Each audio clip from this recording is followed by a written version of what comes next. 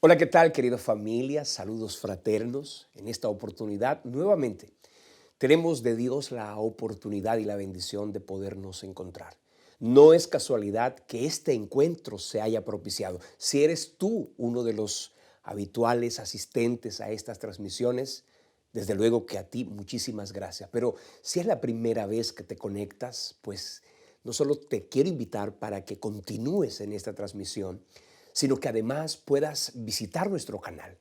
El canal de YouTube que tiene por título Semilla de Vida con Elio Galvis tiene un cúmulo de enseñanzas. Allí ustedes van a encontrar todo tipo de enseñanzas de las que el Señor nos ha regalado. Hemos hablado de autoridad espiritual, hemos hablado de religiones y falsas doctrinas, de fundamentos de doctrina, hemos estado estudiando religiones y digamos sectas contemporáneas, cómo defender nuestra fe. Ahí ustedes van a encontrar una información muy importante que va a edificar y va a bendecir tu vida. De más está decirte, por favor, suscríbete a nuestro canal. Visita nuestro sitio web www.semilladevida.org. Hemos hecho unos cambios, hemos encontrado allí en el canal nuevas oportunidades y en nuestra página web también otros espacios para podernos mantener en contacto. Si quieres escribirnos allí en nuestro sitio web vas a encontrar la oportunidad de mandarnos un mensaje directo y vamos a tener ese regalo de Dios de poder interactuar.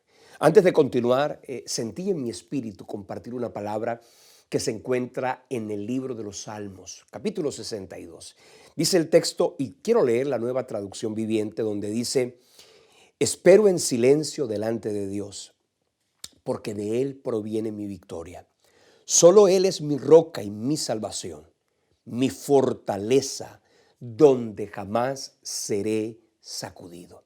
Sentir y llenarse el corazón de esperanza frente a una adversidad es algo que solo pueden hacer aquellos que hemos puesto nuestra esperanza en Dios. El mundo se abate, el mundo se aflige cuando vive situaciones difíciles. El mundo se llena, la gente se llena de decepción, de tristeza, de crisis, de angustia existencial. Pero nosotros podemos, como el salmista lo decía, callar delante del Señor sabiendo que de Él proviene nuestra victoria. Así que quiero invitarte a que si esta es la situación que tú estás viviendo, simplemente ríndete delante del Señor. Dile: Dios, aquí estoy. Mi vida es tuya, te pertenezco, lo que soy y lo que tengo son tuyos, Dios. Por eso voy a descansar en que tú traerás esperanza y victoria a mi vida. No importa de qué forma ni en qué momento, lo que sí sé es que de la mano de Dios vendrá una respuesta y vendrá una bendición para nuestra vida. Hoy quiero que continuemos. Semana pasada en este seminario que hemos titulado Guerra Espiritual y Liberación, tuvimos la oportunidad de dar inicio y estuvimos hablando allí de dónde proviene la crisis que hoy se vive en el mundo espiritual. Ese mundo que no vemos con nuestros propios ojos. Ese mundo que no podemos percibir con ninguno de nuestros cinco sentidos. Ya sabemos que tenemos el olfato, el gusto, la visión, el oído, el tacto, qué sé yo. Cinco, digamos, sentidos, pero no son posibles a través de ellos de ver ese mundo espiritual. Y ya sabemos, por lo que compartíamos la semana pasada, que detrás de ese mundo espiritual hay digamos, un movimiento que afecta el mundo natural, el mundo de lo cotidiano, digamos, de la cotidianidad humana. Y es importante que nosotros vayamos a entender ese mundo espiritual, porque muchísimas de las respuestas de las cosas que hoy vivimos lo vamos a encontrar allí, en lo que la palabra enseña que está detrás de nuestros ojos. De hecho, el texto lo decía, nuestra lucha no es contra carne y sangre. Es decir, nuestra lucha no es contra las situaciones terrenales simplemente. Dice, nuestra lucha no es contra carne y sangre, sino contra principados, contra potestades, contra gobernadores de las tinieblas, con huestes espirituales de maldad, que dice, habitan en las regiones celestes. Quiere decir que allí en ese mundo encontramos una realidad. Por eso dice el texto del apóstol Pablo, las armas de nuestra milicia no son carnales, sino que son poderosas en Dios para la destrucción de fortalezas. Ustedes no pueden enfrentar ese mundo espiritual con un revólver. Usted no puede enfrentar ese mundo espiritual con una espada. Usted tiene que entender cómo opera ese mundo espiritual para que así, si usted es afectado, si usted es atacado, si de alguna manera usted puede llegar a ser oprimido, usted sepa cómo enfrentarlo de una manera adecuada. Hoy quiero traer eso a referencia para poder continuar con el tema. Y bueno, leyendo lo que dice la palabra de Dios allí en dos pasajes bien interesantes, como por ejemplo Isaías capítulo 14, Ezequiel capítulo 28, que son dos textos casi que paralelos, son textos que narran y cuentan cómo es que se produjo esa rebelión angelical, esa rebelión que no podemos, digamos, describir con la exactitud, pero que al mirar la palabra podemos notar que allí se muestra como que pudo haber sido dada esa, digamos, situación en el tiempo. Leyendo la palabra encontramos una porción que se encuentra en el libro de Ezequiel capítulo 28, versículo 18, hablando de ese querubín protector. Dice la Biblia de esta manera: con la multitud de tus maldades y con la iniquidad de tus contrataciones profanaste tu santuario. Por eso yo te saqué fuego de en medio de ti, el cual te consumió, y te puse en ceniza sobre la tierra a los ojos de todos los que te miran. Estoy leyendo otra versión. Lo que estoy viendo aquí es que en el caso de Satanás, en el caso de ese primer ser que se rebeló y que con él dice la Biblia que una tercera parte de los ángeles se unió, se produjo algo que la Biblia llama iniquidad. Esa palabra es muy importante porque va más allá de la maldad, va más allá del pecado. La iniquidad es la raíz que produce ese pecado que con posterioridad se vislumbró en la naturaleza angelical y que desde luego hizo que esa naturaleza angelical fuera impactada. Esa palabra iniquidad tiene un significado bastante hermoso a la hora de poderlo comprender, en el sentido de que esa palabra quiere decir lo siguiente: sin ley. Es la palabra anomos, que es la palabra significa sin ley.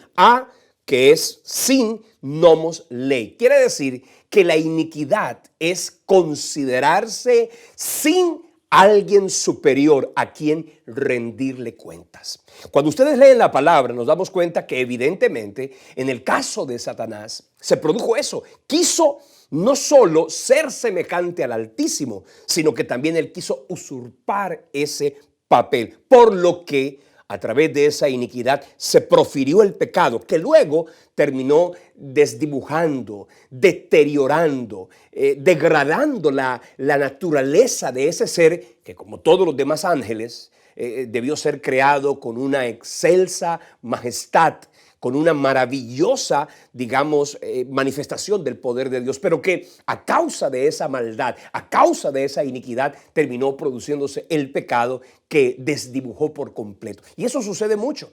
Cuando nosotros queremos ignorar a Dios, cuando nosotros queremos vivir de espaldas a Dios, es decir, Señor, yo no quiero que tú seas quien reine y gobierne mi vida. De alguna manera, nosotros nos salimos de la esfera de la protección divina y nos entregamos a la merced de nuestros propios deseos y, en este caso, detrás de aquel que está detrás del telón de la historia de la vida humana, que es aquel que vino en el huerto del Edén a causar una crisis que produjo lo que la Biblia llama la muerte espiritual. Así que negar a Dios e ignorar a Dios tiene que ver con ese concepto de iniquidad que desde luego va a poder explicar mucho. Ahora, nosotros, tú y yo, hemos decidido echar hacia atrás ese río de iniquidad. Hemos decidido romper con esa atadura de iniquidad, y si nuestros primeros padres o nuestros antepasados de alguna manera decidieron vivir sin Dios, tú y yo hemos tomado una decisión y es, nosotros queremos vivir bajo la cobertura de Dios. Nosotros queremos vivir bajo la sombra del Altísimo, como dice ahí el Salmo 91. El que habita al abrigo del Altísimo morará bajo la sombra del Omnipotente. Ustedes leen ese texto y dice, bueno, el que se decide acoger a la sombra del Todopoderoso, ese inmediatamente podrá recibir gracia, protección, bendición y paz. No hacerlo es desde luego lo que nos termina produciendo una gran crisis de existencia y de angustia para la vida humana. Ahora, eso que sucedió digamos, antes de la fundación de este mundo, lo que se produjo allí en el huerto de Dios, como lo dice la Escritura, en el monte de Dios, terminó también llegando a la raza humana. ¿Por qué? Porque Satanás fue echado del cielo. Y cuando Dios creó al hombre y lo colocó en el huerto del Edén, como ustedes pueden leer allí en el capítulo 1, versículo 26 del libro de Génesis, donde dice, Dios, hagamos al hombre a nuestra imagen y conforme a nuestra semejanza, para que señoreen los peces del mar, en las aves de los cielos, en las bestias, en toda la tierra y en todo animal que se arrastra sobre la tierra. Dice que Dios creó al hombre a su imagen.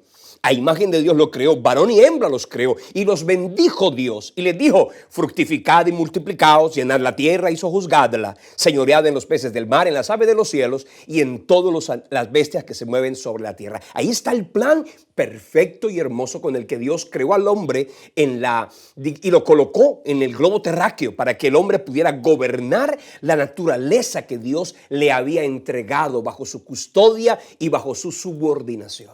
Ahora, cuando nosotros miramos ese diseño divino, cuando comprendemos eso que se produjo allí y cómo aquello se desajustó, vamos a poder entender por qué hoy, en nuestro día, hay tantas crisis de iniquidad, de maldad, de pecado, de adicciones, porque hay tantas crisis de faltas de identidad, porque hay tantos conflictos entre los seres humanos, porque hay tantas situaciones que no es que suceden en el mundo de lo extrasensorial, no es que ya trascendieron al mundo de lo natural, porque una cosa es que en el mundo espiritual se haya producido, digamos, esta rebelión, se haya gestado todo este caos en la existencia, sino que esto terminó trayendo crisis y conflicto. Primero, a la vida de cada ser humano, que ya no se siente completo, ni feliz, ni tranquilo, sino que ahora vive esclavizado, atado, oprimido,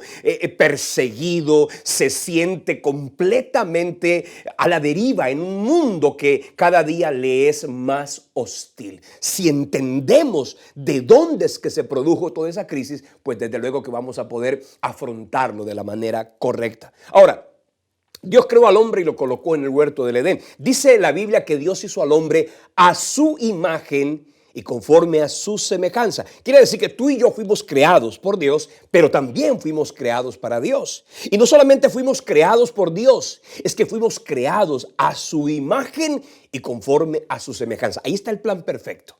Cuando ustedes leen la palabra imagen, esa palabra tiene que ver con la palabra hebrea Selem, que significa sombra, es decir, semejanza. Tiene que ver con molde, con forma. Es decir, nosotros somos parecidos a Dios. Tenemos habilidades intelectuales, purezas morales, una naturaleza espiritual de la que hoy podemos disfrutar. Tenemos autoridad, tenemos la capacidad de ser creativos, la habilidad de tomar decisiones para poder vivir y sostenernos en la tierra. Pero cuando el ser humano decidió, como lo desprecié al principio, rebelarse contra esa verdad y contra ese diseño, se produjo también la misma iniquidad de decir, Señor, yo no quiero que estés bajo mi cobertura, yo no quiero que estés gobernando mi vida, yo quiero salirme de tu protección. Y ahí fue cuando el ser humano comenzó a vivir tantas y tantas dificultades.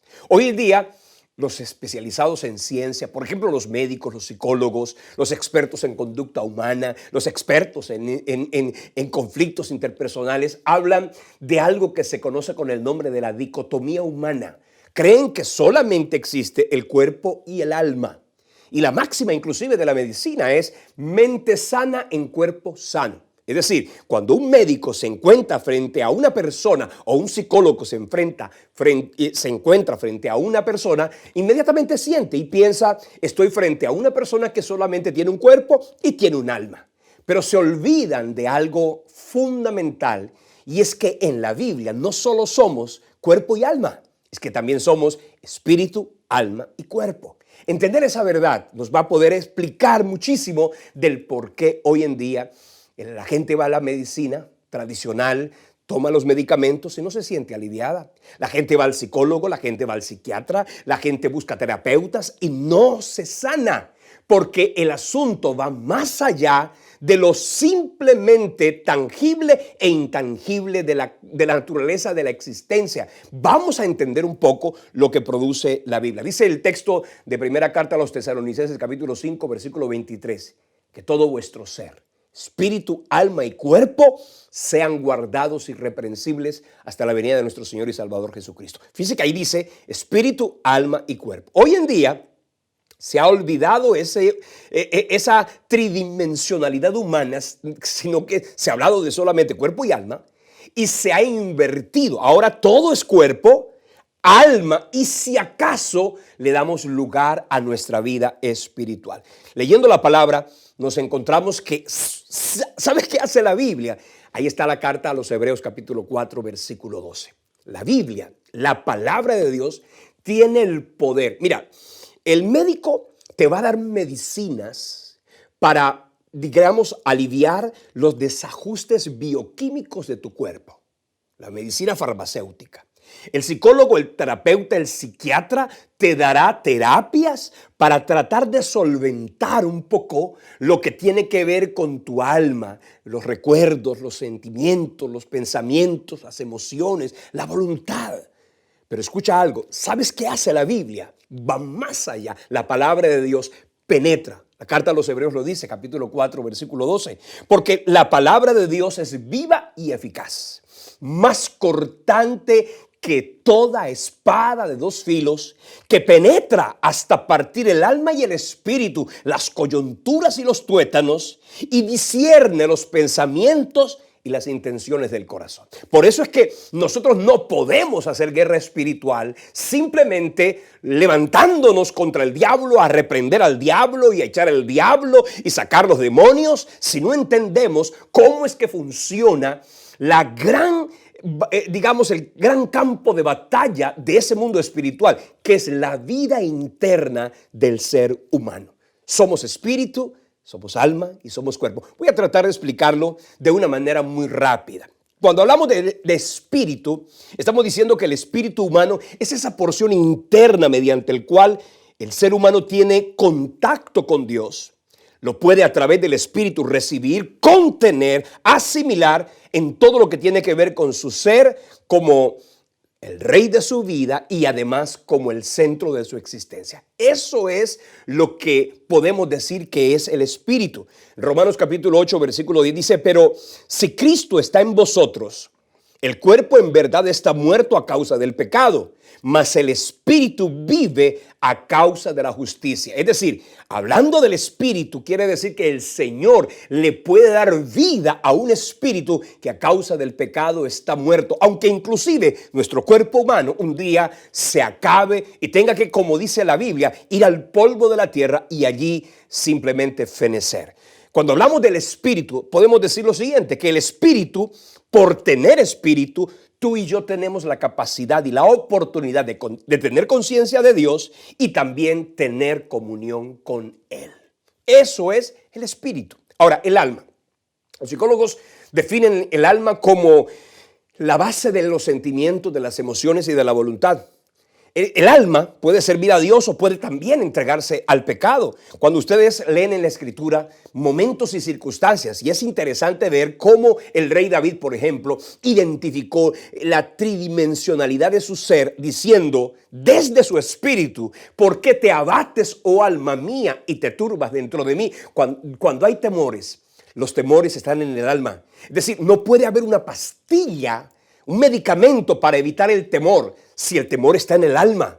No puede haber digamos, un medicamento para la angustia del corazón si el problema está en el espíritu. Y eso voy a tratarlo de explicar un poco más adelante. Es decir, el alma es la que nos permite a nosotros tener la capacidad de decidir.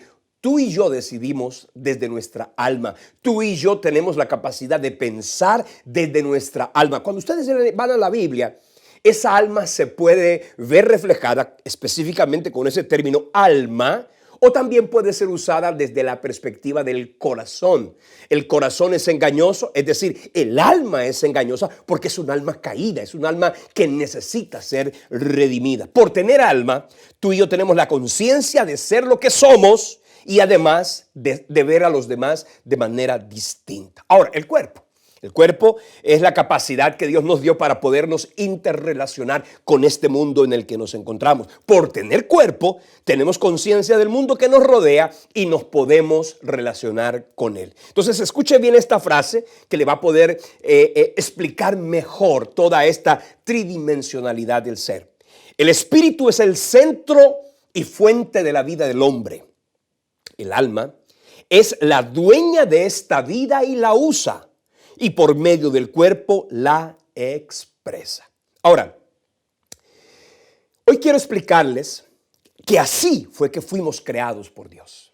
Ahora, cuando ustedes leen la Biblia, Dios colocó al hombre en el huerto del Edén, allá en el capítulo 1, versículo 26 lo creó, en el capítulo 2 lo colocó en el huerto, pero en el capítulo 3 del libro de Génesis, allí, desde los primeros 15 versículos, la Biblia narra cómo ese diseño divino, cómo ese plan perfecto, cómo esa armonía maravillosa con la que Dios creó al hombre también se desdibujó. Lo mismo que sucedió allí en el monte de Dios antes de la creación del hombre, que fue la rebelión de los ángeles, pues ahora tiene una segunda etapa y es cuando Satanás, viniendo a la tierra, comienza a crear un caos. Dios le colocó al hombre la autoridad sobre la tierra, Dios le entregó al hombre la bendición de la raza humana para que la sojuzgara, para que la naturaleza estuviera bajo su gobierno, pero el pecado, ese pecado que llevó al hombre a ignorar a Dios, lo que decía al principio, la iniquidad, es decir, yo quiero que tú estés aparte de mi vida. Quiero vivir como yo quiera. No sé si ustedes en algún momento de la vida le han dicho así a sus padres, le han dicho así a las autoridades, le han dicho así a todo concepto. Yo vivo mi vida como yo quiera. Ese es el concepto de la iniquidad. Y ese fue el concepto que se produjo allí en el mismísimo, digamos, Luzbel y los ángeles, como también en Adán y en Eva. Y que si pasa en nuestro caso, también termina trayendo una devastación terrible. La caída del hombre allí en el huerto del Edén, porque todos sabemos que Adán y Eva sucumbieron. Ellos atendieron la voz de Satanás. Ahora, cuando Dios coloca al hombre en el huerto del Edén, Dios le entregó unas instrucciones bastante claras. En el capítulo 2, versículo 17 de Génesis, dice así: mas del árbol de la ciencia del bien y del mal, que está en medio del huerto, no comerás, porque el día que de él comieres, ciertamente morirás. Pero allí vino el enemigo, ahí vino Satanás, y lo primero que hizo el diablo es llevar al hombre a que dudara de esa verdad. Y por eso dice en el capítulo 3, versículo 3 de Génesis así: pero del fruto del árbol que está en medio del huerto, dijo Dios, no comeréis ni le tocaréis para que no muráis. Pero la serpiente, que era muy astuta, le dijo a la mujer: no moriréis. Dios le había dicho que iban a morir si comían del fruto del árbol de la ciencia del bien y del mal, pero Satanás dijo: no morirán. Y ahí entonces comenzó la dualidad de la decisión humana. ¿Hago lo que me dice Dios o hago lo que me dice la iniquidad, el enemigo, el pecado? Y en este caso encontramos que ellos decidieron desobedecer. Es decir, la caída del hombre atacó la base del conocimiento. Desde entonces, el mundo ha vivido una gran crisis de decir qué es verdad y qué es mentira.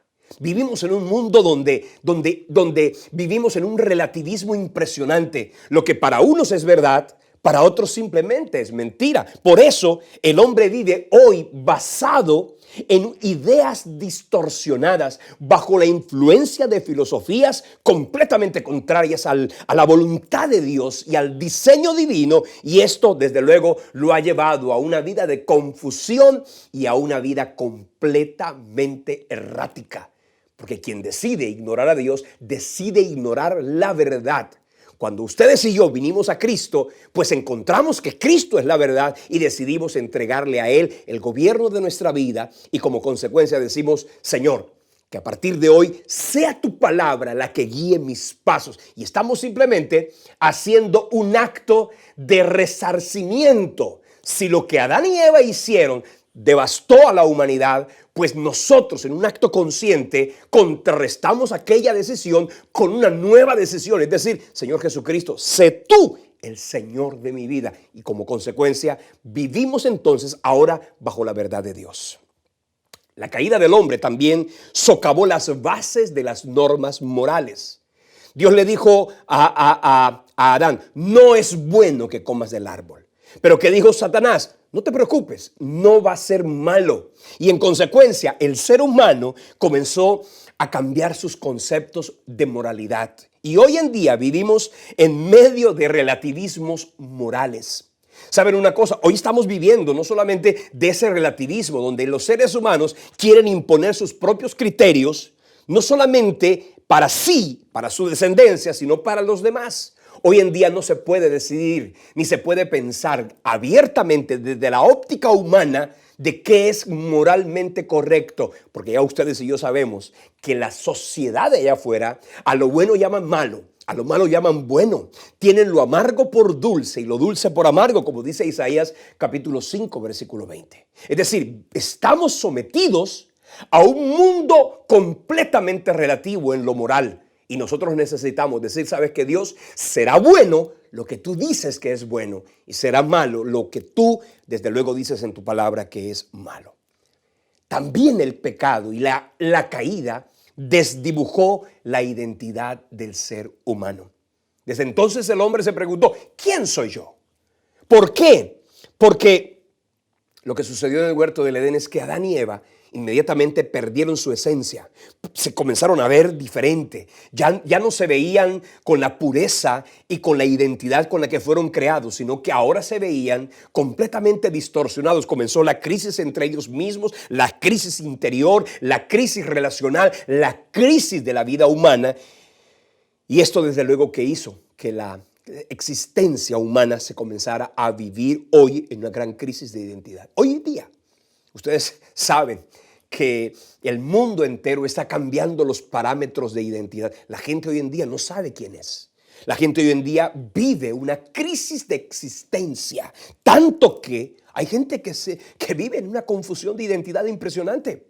Hoy una persona puede decir: yo me siento diferente a como soy, y entonces voy a caminar y a convertirme en lo que yo siento basado en sus propios criterios y no bajo la perspectiva y la óptica divina. Por eso hoy hay días y días y días donde la humanidad se está hundiendo más y más en ese, digamos, mare magnum de crisis de identidad, y por ende hay ataques de pánico, hay ansiedades en la vida humana, hay depresiones, hay suicidios. La gente no sabe hacia dónde ir, la gente no sabe a quién recurrir, la gente tiene una crisis de existencia. Van al psicólogo y el psicólogo les dice: ¿sabes qué? Yo estoy sintiendo exactamente lo mismo que tú.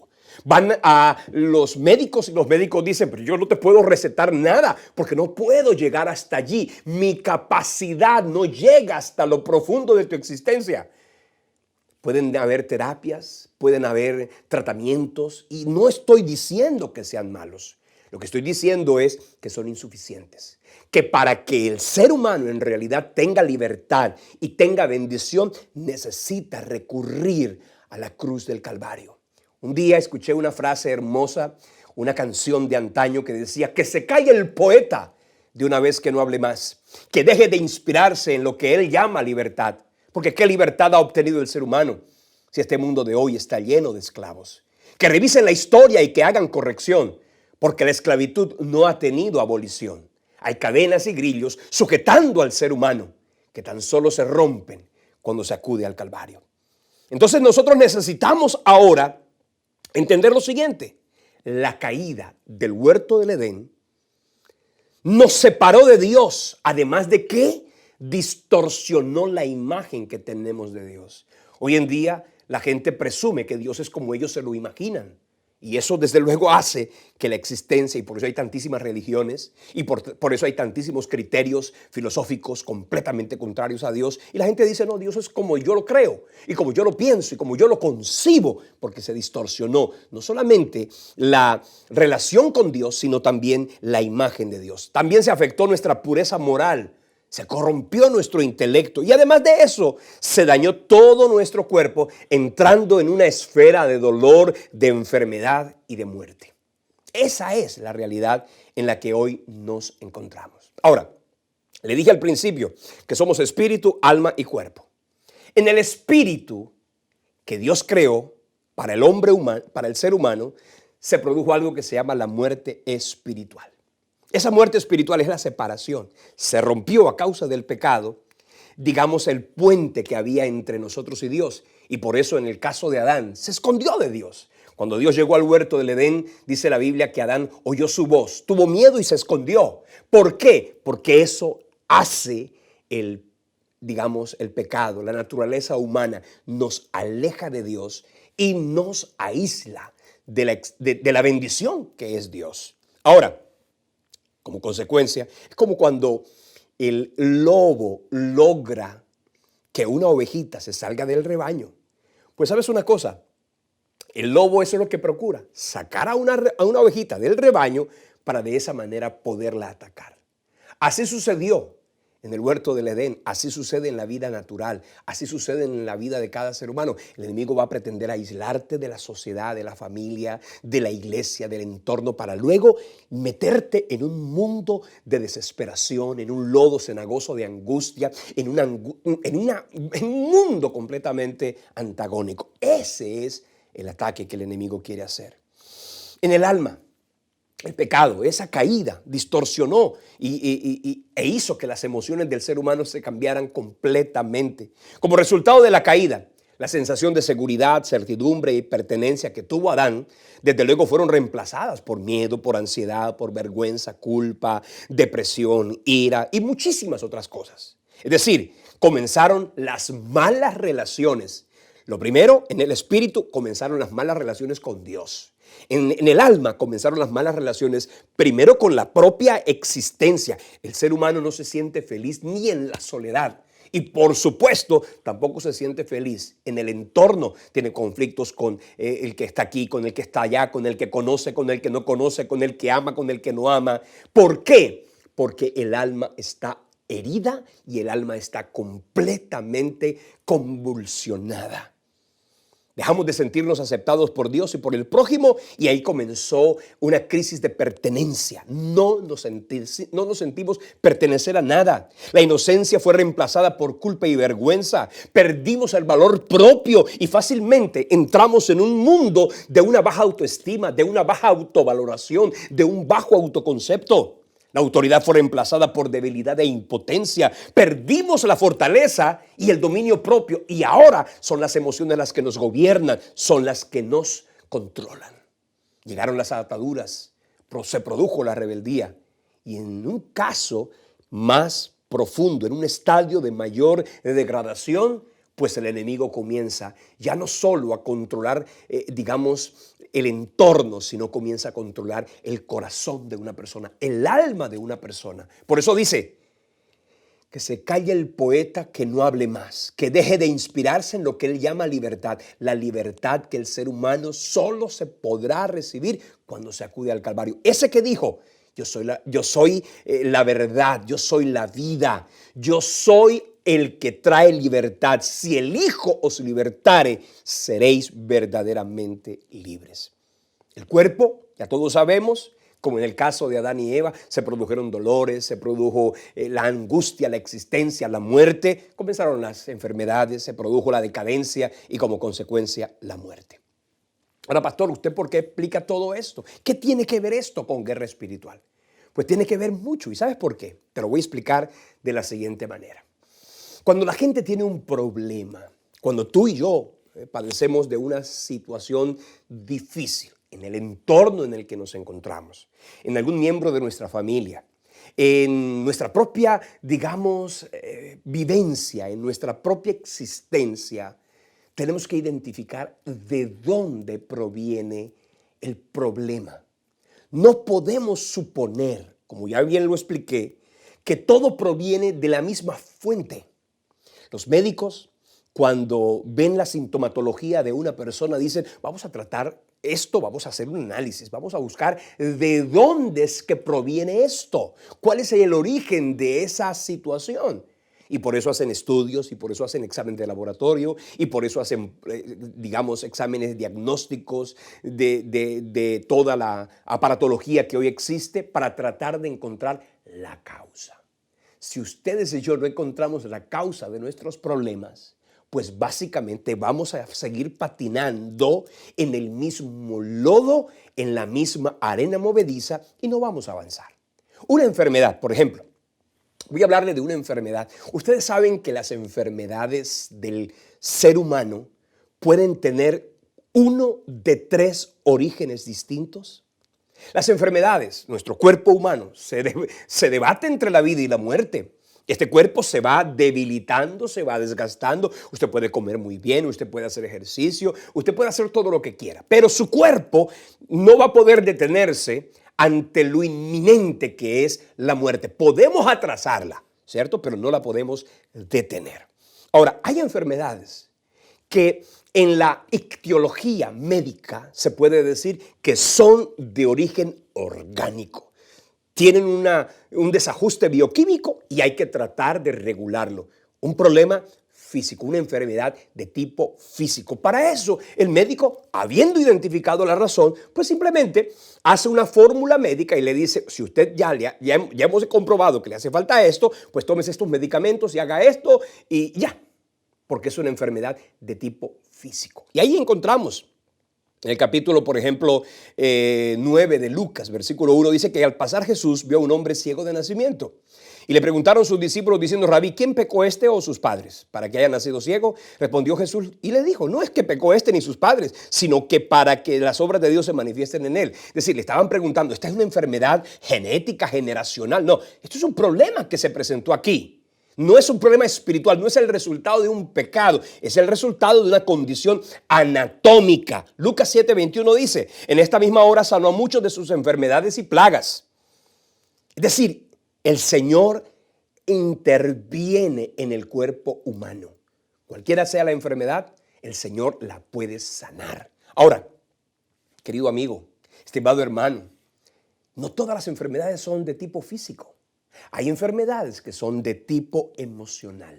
Es decir, que la base no está en un desajuste bioquímico. No hay un problema anatómico ni orgánico. Es un problema de las emociones. Es un problema del alma, de los pensamientos, de los sentimientos. Son problemas de la cotidianidad, de la infancia, situaciones vividas, padecimientos expresados y que se han mantenido allí y que están en el alma. Por ejemplo, en Santiago 5:16, mira lo que dice. Confesaos vuestras ofensas unos a otros y rogad unos por otros para que seáis sanados. Fíjate tú, hay una sanidad que se produce con el simple hecho de pedirse perdón. Es decir, no es un problema físico, es un problema de resentimiento y de rencor que está ahí en el alma, que tiene que ser liberado. Tienes que perdonar al que tengas que perdonar. Por eso cuando hablamos de guerra espiritual, no podemos andarle reprendiendo un espíritu de enfermedad a una persona cuando lo que esa persona necesita es perdonar a su papá, perdonar a su mamá, perdonar a su hijo, perdonar a quien le haya hecho daño, porque la falta de perdón trae enfermedades a la vida humana. Jeremías 30, versículo 12 dice así, porque así ha dicho el Señor, incurable es tu quebrantamiento y dolorosa tu llaga. No hay quien juzgue tu causa para sanarte, no hay para ti medicamentos eficaces. Fíjate, ahí está Jeremías 30, versículo 12 y 13 diciendo eso. En el 17 dice, mas yo haré venir sanidad sobre ti y sanaré tus heridas, dice el Señor. Es decir, son heridas, no del cuerpo. Los medicamentos no son eficaces, son heridas del alma y que el Señor quiere y puede sanar. Ahora sí, hay enfermedades de tipo espiritual. Cuando decimos enfermedades de tipo espiritual, podemos decirlo de varias maneras.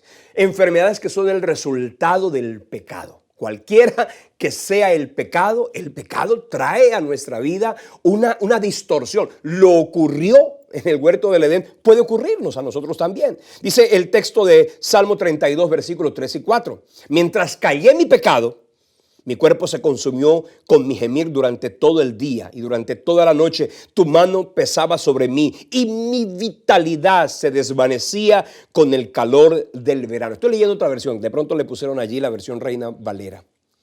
Lucas capítulo 13, versículo 10 dice, enseñaba Jesús en una sinagoga en el día de reposo y había allí una mujer que de hacía 18 años tenía un espíritu de enfermedad y andaba encorvada y en ninguna manera se podía enderezar. Y cuando Jesús la vio, la llamó y le dijo, mujer, eres libre de tu enfermedad. Y puso sus manos sobre ella y la enderezó. Dice, y ella glorificaba luego a Dios. Pero el principal de la sinagoga, enojado de que Jesús hubiese sanado en el día de reposo, le dijo a esta mujer, 6 días, dijo a la gente, 6 días hay en el que se debe trabajar. En estos pues venid y sed sanados y no en el día de reposo. ¿Sabes qué? Aquí está la Biblia anunciando, y si quieres seguir leyendo, dice que Satanás había mantenido cautiva a esa persona con una enfermedad. Es decir, que hay enfermedades que son de tipo espiritual. ¿De dónde provienen las enfermedades de tipo espiritual? Del pecado, por supuesto. De abrir la puerta a obras de la brujería, de la hechicería, de la santería, del ocultismo. ¿Saben una cosa, mis hermanos? Es abrirle la puerta al mismísimo pecado espiritual que afecta a la raza humana. Y si ustedes y yo en un acto de ignorancia hemos abierto la puerta, nos hemos ido a leer las cartas, si hay alguien consultando a adivinaciones, a espiritistas, ¿sabes qué? Eso es simplemente abrirle la puerta. Y esto trae ruina. Ahora, la economía. Estoy tomando un ejemplo aquí de la enfermedad, pero también pudiéramos hablar de la crisis económica. Una persona puede tener un problema de tipo económico de cualquiera de las tres formas. Puede ser físico, puede ser emocional o puede ser espiritual. Más adelante, cuando hablemos cómo solucionar nuestros problemas, pues vamos a hablar precisamente de eso. Mientras tanto, lo único que quiero hacer es invitarte a que tú identifiques en el espíritu lo que hoy hemos compartido y digas, sabes que Señor, yo necesito ser libre. Yo necesito rendirme a ti. Yo necesito entregarme para que mi vida sea una vida completamente bendecida y absolutamente, restaurada. Dios puede, y no solo puede, Él quiere restaurarte. Él quiere darle propósito a tu existencia. Él quiere llenar tu corazón de esperanza. No te tienes por qué quedar en esa condición de dolor o de aflicción o decir, no, es que esto no va a cambiar, ya yo estoy resignado, ya esto no va a ser diferente, ya esto va a continuar así, él no va a cambiar, yo no voy a cambiar, la crisis no va a cambiar, al mal tiempo, simplemente buena cara, no podemos hacer otra cosa. No, esos son pensamientos que se alojaron en tu mente, en tu alma, que el Señor quiere que desalojes completamente de ti. Si abriste la puerta a que ese mundo espiritual tomara control de algún área de tu vida, pues simplemente renuncia a eso, rechaza eso y dile, Señor, yo quiero que tú seas el rey de mi vida, el Señor de mi corazón. Cuando tú y yo hacemos eso, automáticamente le quitamos a Satanás la oportunidad de reinar y gobernar nuestra vida. Dice la Biblia, someteos pues a Dios. Resistid al diablo y él huirá de vosotros. No es solo pelear contra el diablo que nos va a traer libertad, es someternos a Dios, es contrarrestar, controvertir, es deshacer esa primera iniquidad que significa quiero vivir sin Dios. Pues si eso fue lo que decidieron nuestros antepasados, nuestros tatarabuelos, qué sé yo, tú y yo hemos decidido vivir bajo la cobertura de Dios. Y eso, desde luego, que nos va a traer paz y nos va a traer libertad. La próxima semana vamos a continuar. La próxima semana vamos a hablar de cómo opera ese mundo espiritual de las tinieblas. Cómo opera para que lo podamos identificar. Dice, para que Satanás no gane ventaja alguna sobre nosotros, porque no podemos ignorar sus maquinaciones. El próximo día que nos encontremos vamos a hablar de eso, para que así podamos, esta es la forma, pues vamos a cerrar la puerta, para que así nadie pueda venir a robar ni a dañar lo que el Señor ha traído para nuestra vida en libertad. Juan 10:10 lo dice.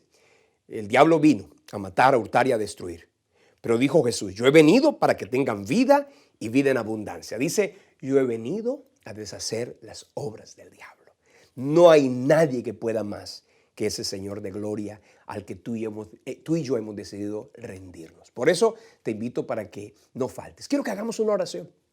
Quiero que en este momento, ahí donde te encuentras, tú le puedas decir, Señor, yo quiero entregarte mi corazón, entregarte mi vida. No importa si ya eres cristiano desde hace mucho tiempo, vuélvelo a hacer hoy. Señor, aquí estamos. Di conmigo, te entrego mi corazón, te entrego mi vida, te entrego mis pensamientos, mis sentimientos, mis emociones, mi voluntad.